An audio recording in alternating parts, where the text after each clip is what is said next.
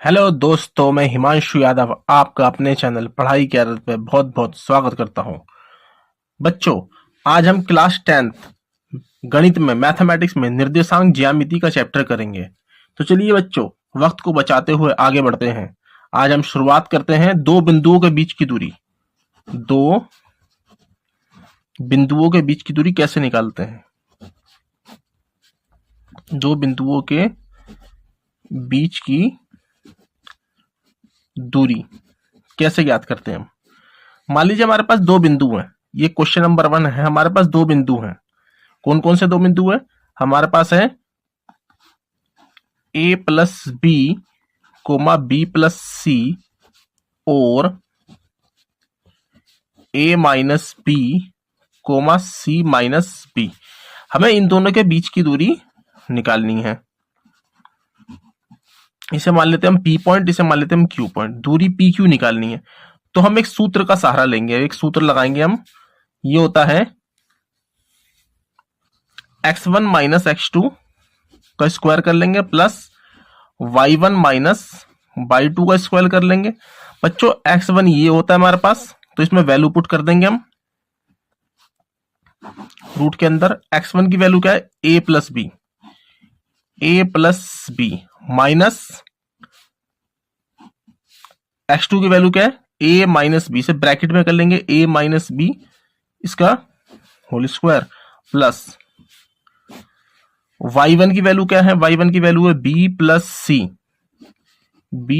सी minus y2 की value क्या है? c माइनस बी इसका होल स्क्वायर कर लेंगे हम। अब इसे ओपन करेंगे हम। a प्लस बी, ये माइनस प्लस माइनस हो जाएगा, ये माइनस माइनस प्लस हो जाएगा, इसका होल स्क्वायर रहेगा plus B plus C minus plus minus minus minus plus इसका होल स्क्वायर। सी से सी कैंसिल हो गया अंदर ही अंदर, ए से ए कैंसिल हो गया। अब क्या बचा आपके पास? आपके पास बचा बी प्लस बी, ये हो जाएगा 2b का whole square and b plus B, ये हो जाएगा 2b का होल स्क्वायर। अब बच्चों इसे ओपन कर लेंगे हम। ओपन करने के बाद हमें मिलता है, इसके ऊपर 2 को लाएंगे 4b स्क्वायर हो जाएगा और यहां पे भी 4b स्क्वायर हो जाएगा। 4b 8b का होल स्क्वायर। b अपने ऊपर से रूट को हटा लेगा, b अपने ऊपर से रूट को हटा लेगा। इसको लिख लेंगे 2 गुणा 2 गुणा 2, 2 मल्टीप्लाई 2 एंड बी स्क्वायर अपने ऊपर से रूट को कट कर लेगा। यहां से दो बार 2 है, इसमें से 2 निकल के आ जाएगा और ये 2 सिंगल बच रहा है क्योंकि इसके साथ जोड़ा नहीं बना, तो यह 2 अंडर रूट में रह जाएगा और b ऐसे ही रह जाएगा। ये इकाई में आंसर आ जाएगा आपका यूनिट में। तो बच्चों, हमने सीखा दो बिंदुओं के बीच की दूरी कैसे निकालते हैं। तो चलिए आगे बढ़ते हैं नेक्स्ट टॉपिक की तरफ। चलिए बच्चों, क्वेश्चन नंबर 2 की तरफ चलते हैं। यदि बिंदु 3, a और 4, 1 के बीच की दूरी √10 है तो a का मान ज्ञात करना है। आपको यहाँ पे a का मान ज्ञात करना है। आपको दूरी दे रखी है। क्या? आपको दूरी दे रखी है बिंदु 3, a और 4, a। तो आप वही सूत्र लगाएंगे। आप x1 माइनस x2 दूरी सूत्र लगा लेंगे प्लस y1 माइनस y2 का होल स्क्वायर। और अब आपको दूरी क्या दे रखी है? √10 यहां पे रख देंगे आप और इसमें वैल्यू पुट कर देंगे।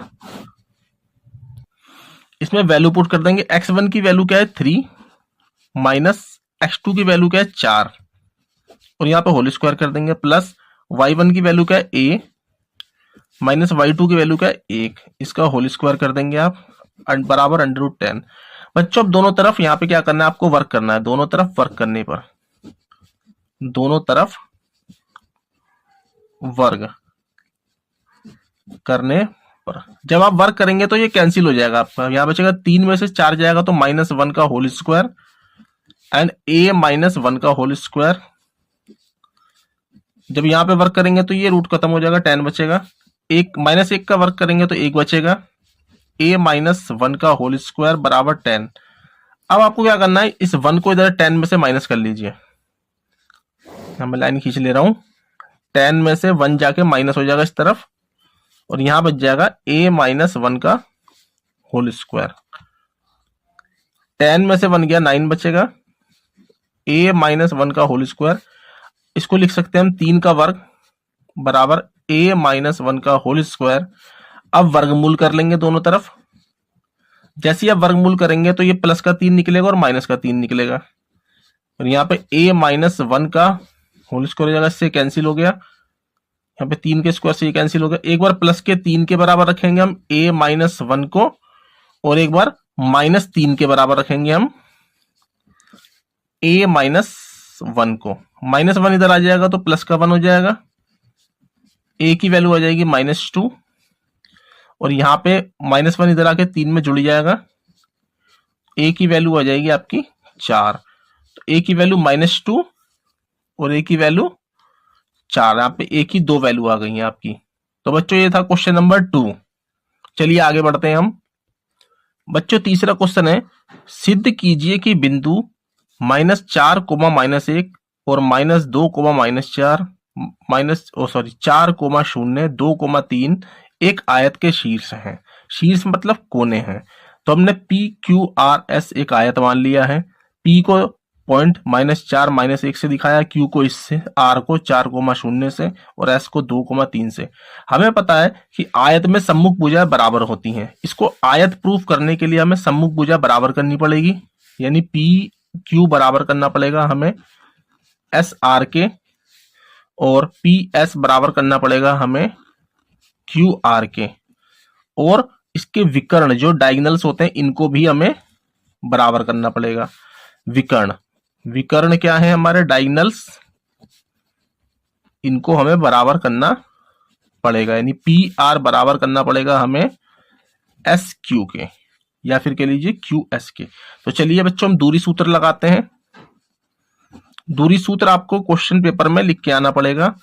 आपको दूरी सूत्र लगाते हैं हम, PQ निकाल लेते हैं हम, x1 माइनस x2 का whole square, y1 minus y2 का होल स्क्वायर बराबर SR के। PQ के अगर आप लगाते हैं PQ में दूरी सूत्र, तो PQ के लिए x1 माइनस x2 -4 में से जब माइनस करेंगे आप, -2 को यहां लगाएंगे, -2 को ऐसे करेंगे तो प्लस का 2 हो जाएगा, इसका whole square, minus minus plus हो जाएगा, प्लस y1 माइनस y2, यानी -1 में से -4 करेंगे तो ये माइनस यहां लगेगा, यहाँ पे -1 और -4 माइनस यहां होगा तो यहाँ प्लस कर जाएगा इसको, होल स्क्वायर बराबर अंडर रूट SR की वैल्यू निकालेंगे हम। SR के लिए x1 माइनस x2, 2 में से 4 जाएगा, इसका होल स्क्वायर हो जाएगा, y1 माइनस y2, 3 में से 0 जाएगा, इसका होल स्क्वायर हो जाएगा, -4 प्लस 2 कितना हो जाएगा आपका 2, 2 का होल स्क्वायर कितना हो जाएगा 4, 4 में से गया 3 का होल स्क्वायर हो जाएगा 9, 4 में से 2 गया -2 का होल स्क्वायर 4, 3 में से 0 गया 3, 3 का होल स्क्वायर 9, 9 4 13, अंडर रूट 13, और यहाँ भी अंडर रूट 13 आ गया। ये तो बच्चों प्रूफ हो चुका है। चलिए हम इनको प्रूफ करते हैं, PS और QR को। PS के लिए आप क्या करेंगे और QR के लिए आपको क्या करना है, आपको PS के लिए क्या करना है कि x1 माइनस x2, -4 में से आप घटा देंगे 2, इसका होल स्क्वायर कर लेंगे, प्लस -1 में से घटा देंगे हम 3, -1 में से हम घटा देंगे 3 और इसका होल स्क्वायर कर लेंगे, बराबर QR के लिए क्या करना पड़ेगा आपको, -2 में से घटाएंगे आप 4, -2 में से घटाएंगे आप 4 और होल स्क्वायर करेंगे, प्लस लगाएंगे, -4 में से घटाएंगे हम 0, इसका होल स्क्वायर करना पड़ेगा, माइनस माइनस प्लस 6 हो जाएगा, -6 का होल स्क्वायर 36 हो जाएगा, प्लस माइनस माइनस प्लस 3 और 1 4 का होल स्क्वायर 16 हो जाएगा। इसी तरीके से यहाँ पे भी 6 का होल स्क्वायर 36 और -4 का होल स्क्वायर 16, 36 और 16 अंडर रूट 52। ये बात भी सत्य हो गई। अभी तक तो ये आयत प्रूव हो चुका है, बस हमें डायगोनल्स को प्रूव करना है कि डायगोनल्स बराबर हो रहे हैं या नहीं। डायगोनल्स के लिए हम क्या करेंगे, पी आर, डायगोनल के लिए हम क्या करेंगे, P R equal to Q S. तो हमारी पी आर की वैल्यू क्या है, P R equal to Q S करने के लिए हमें क्या करना पड़ेगा, पी की वैल्यू क्या है, पी के लिए हम लेंगे -4, -4 में से हम क्या कर देंगे, पी 4 घटा देंगे इसमें से, होल स्क्वायर प्लस -1 में से 0 घटा देंगे, -1 में से 0 घटा देंगे, इसको होल स्क्वायर इक्वल टू करेंगे क्यू एस। क्यू एस में हम क्या करेंगे, x1 minus x2, x1 minus x2 यानी 2 का whole square plus y1 minus y2, -4 में से क्या करेंगे हम 3 घटा देंगे, इसको होल स्क्वायर करेंगे, माइनस माइनस प्लस हो जाएगा, 4 4 8, 8 का स्क्वायर 8 64, 64 यहाँ पे 65 आ जाएगा ये आपका, इक्वल टू ये माइनस माइनस 2 2 4 का स्क्वायर 16 और माइनस माइनस प्लस 7 7 49, यहाँ पे आपका ये हो गया √65, 16 और 49 65। तो हाँ जी ये आयत है, हाँ ये है एक आयत है, हैंस प्रूफ, हमने ये प्रूफ कर दिया। तो चलिए बच्चों नेक्स्ट क्वेश्चन की तरफ चलते हैं, फोर्थ क्वेश्चन की तरफ।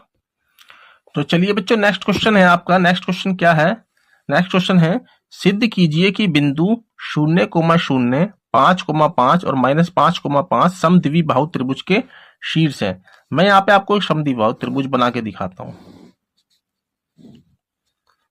P Q R, P point होगा 0, 0, क्यू होगा 5, 5 और आर होगा -5, 5।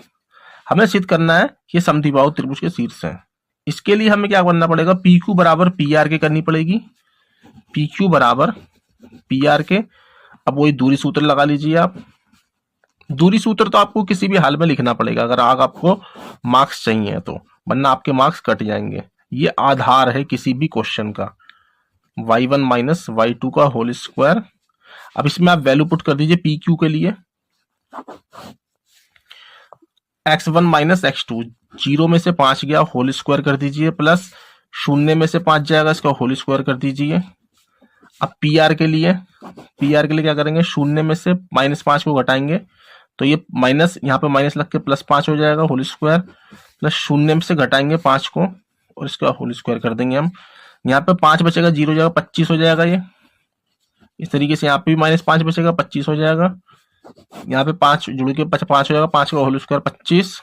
इस तरीके से 5 का होल स्क्वायर 25, ये √50 हो गया, ये √50 हो गया।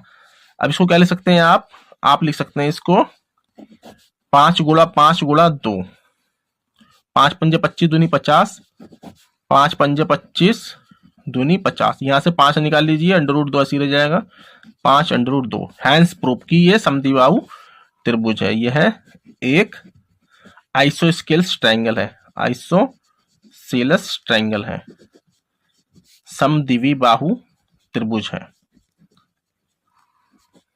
Thank you. तो चलिए बच्चों हमने अभी तक 4 क्वेश्चन कर लिए। अब मैं आपको कुछ बेसिक क्वाड्रिलेटरल्स के बारे में बताता हूँ, चतुर्भुजों की पहचान बताता हूँ। पहले बताता हूँ मैं पैरेललोग्राम यानी समांतर चतुर्भुज प्रूव करने के लिए आपको क्या प्रूफ करना पड़ेगा, आपको क्या करना पड़ेगा प्रूफ, मैं आपको बताता हूँ समांतर चतुर्भुज के लिए क्या प्रूफ करना पड़ेगा। ऐसा ही क्वेश्चन आपके एग्जाम में आ सकता है। समांतर चतुर्भुज ऐसा होता है बच्चों, ऐसा या फिर इस तरफ झोल खाया हुआ। अगर बच्चों इस तरफ झोल खा रहा है तो याला विकर्ण बड़ा होगा, याला डायगोनल बड़ा होगा इससे। मान लीजिए ए बी सी डी समांतर चतुर्भुज है तो डी बी बड़ा होगा ए सी से। समांतर चतुर्भुज प्रूफ करने के लिए आपको क्या प्रूफ करना पड़ेगा, ये ए बी बराबर हो जाएगा सी डी के, ए बी बराबर हो जाएगा सी डी के। Then opposite side A D बराबर हो जाएगी आपकी बी सी के, बट बी डी जो है ये कभी बराबर नहीं होगा ए सी के डायगोनल के। ठीक है। इस तरीके से आपको वर्ग प्रूफ करना हो, स्क्वायर प्रूफ करना हो, तो ये सिंपल आयत की तरह होता है, पर इसमें क्या होती है, चारों साइड इक्वल होती है। इसमें आपको चारों साइड इक्वल प्रूफ करनी पड़ेगी। P Q R S, P Q बराबर क्यू आर बराबर आर एस बराबर पी एस, और इसके विकर्ण भी बराबर होते हैं, इसके डायगोनल्स भी बराबर होते हैं, पी आर और क्यू एस। ठीक है बच्चों। अगर आपको रोम्बस प्रूफ करना है, रोम्बस, रोम्बस, रोम्बस मतलब समचतुर्भुज, रोम्बस मतलब सम चतुर्भुज। रोम्बस प्रूफ करने के लिए मैं आपको बता दूं, रोम्बस थोड़ा समांतर चतुर्भुज की तरह होता है। हम समांतर चतुर्भुज को रोम्बस नहीं कह सकते, यानी समचतुर्भुज नहीं कह सकते, पर समचतुर्भुज को समांतर चतुर्भुज अवश्य कह सकते हैं। रोम्बस में ये दोनों कभी बराबर नहीं होती, पर ये साइड बराबर होगी, ए बी सी डी, ये वर्ग की तरह होती है, ए बी बराबर बी सी बराबर सी डी बराबर D A, but B D not equal to A C, और इसका कोई भी कोण 90 डिग्री का नहीं होता, इसका भी कोई भी कोण 90 डिग्री का नहीं होता, इसका सारे कोण 90 डिग्री के होते हैं। इस तरीके से आयत में भी प्रत्येक कोण 90 डिग्री का होता है। मैं आपको बताना चाहता हूं, मान लीजिए यहाँ पे ये O है, तो ओ क्यू बराबर ओ एस होगा, ओ पी बराबर ओ आर होगा। ठीक है बच्चों। तो चलिए बच्चों, आपसे विदा लेते हुए नेक्स्ट किसी टॉपिक को लेकर फिर मैं आगे आपसे वीडियो में मिलता हूं। तब तक के लिए गुड बाय। अच्छी अच्छी पढ़ाई करते रहिए, ध्यान से अपने एग्जाम की तैयारी करिए। तो चलिए बच्चों, गुड बाय।